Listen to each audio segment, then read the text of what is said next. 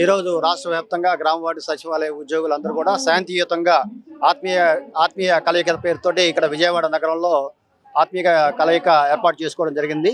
ప్రధానంగా ఈరోజు గ్రామ వార్డు సచివాలయ ఉద్యోగులు రాష్ట్ర వ్యాప్తంగా ఎదుర్కొంటున్నటువంటి అనేక రకాలైనటువంటి సమస్యలు, పనిభారం, ఇతర ఏ డిపార్ట్మెంట్లు లేనిటువంటి పనిభారం ఈ యొక్క గ్రామ వార్డు సచివాలయ ఉద్యోగుల మీద అధికంగా మోపడం, అనేక డిపార్ట్మెంట్లు పెత్తనం చెలాయించడం, అదేవిధంగా సచివాలయ ఉద్యోగులకు రావాల్సినటువంటి ఆర్థిక అంశాలు, నోషనల్ ఇంక్రిమెంట్లు కావచ్చు, ఎరియర్స్ కావచ్చు, అలాగే ఏఎస్ కావచ్చు, ఇవన్నీ కూడా చాలా లేటుగా ఇవ్వడం, అదేవిధంగా ప్రమోషన్ ఛానళ్ళు అస్పష్టంగా ఉండటం, దీని కారణంగా ఉద్యోగుల్లో ఒక రకమైనటువంటి ఆందోళన, భయం అంతా కూడా కలుగుతుందండి. మేము రాష్ట్ర ప్రభుత్వంలో అత్యంత కీలకంగా సంక్షేమ పథకాలు అందించడంలో వెన్నుముకలాగా నిలుస్తున్నాము. రూట్ లెవెల్లో ప్రజలకు కావాల్సినటువంటి సంక్షేమాన్ని వేగంగా అత్యధిక పారదర్శకతతో మేము ప్రజలకు అందించడం, సర్వీస్ చేయడం అనేది జరుగుతుంది.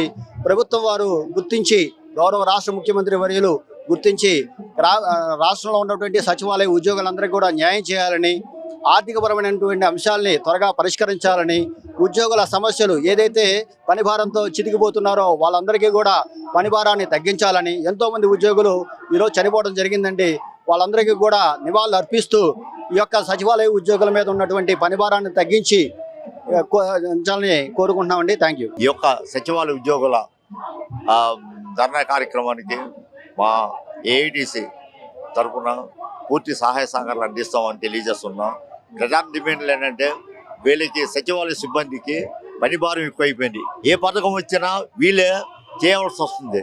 ఇది రాత్రి అనగా పగలనగా మొన్న సర్ అంటే ఎలక్షన్ డ్యూటీలు కూడా 30 రోజులు కంటిన్యూగా నిరాహారాలు మానేసి వాళ్ళని చాలా నరకయాత్మ అధికారులు చేశారు అని అనుభవించారు వీళ్ళు.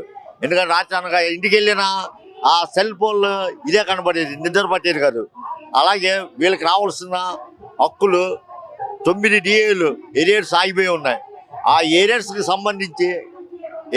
సంబంధించి మేము అనేక సుమారులు సచివాలయంలో కౌన్సిల్ మీటింగ్లో వెళ్ళి యూనియన్ తరఫున అడిగిన వారు మా దగ్గర ఆర్థిక పరిస్థితి బాగలేదు, మేము ఇవ్వలేము, ఏంటి మాకు ఉన్నది ఒక డిఏ ఇచ్చారు ఒక సంవత్సరం కిందట. 9 డిఏలు అడిగితే మా సైట్ ఓపెన్ చేయండి సార్, మాకు వచ్చే డిఏలు మనిషికి 1000 రూపాయలైనా 2000 అయినా వస్తుంది. మా సచివాలయం సిబ్బందికి వాళ్ళకు కూడా ఉపయోగం ఉంటుంది. చెక్కింది సిపిఎస్లో కలుస్తారని చెప్పి అనేక పర్యాలు మాట్లాడినా మన కూటమి ప్రభుత్వం వాళ్ళు మా దగ్గర ఆర్థిక పరిస్థితి బాగలేదు, మేము ఇవ్వలేము అని చెప్పి చేతులు ఎత్తేస్తున్నారు. రెండో పాయింట్, వీళ్ళకి పనివారం ఎక్కువైపోయింది.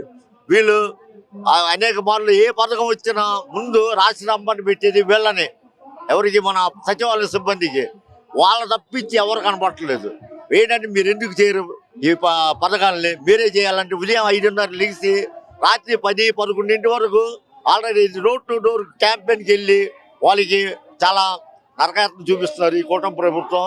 కాబట్టి మేము వీళ్ళ యొక్క ధర్నా కార్యక్రమానికి జయప్రదం చేస్తానికి Vijayawada AITC municipal workers union ప్రెసిడెంట్గా ఎస్విహెచ్ఎలం మరియు మన రాజాగారు సెక్రటరీ గారు మేము పూర్తి మద్దతు ఇస్తున్నాం. వాళ్ళకి ఏ కార్యక్రమం జరిగినా మేము వెనకాల ఉండి వాళ్ళంటే ఉండి నడిపిస్తామని చెప్పి మేము మీడియా ముఖంగా తెలియపరుస్తున్నాం.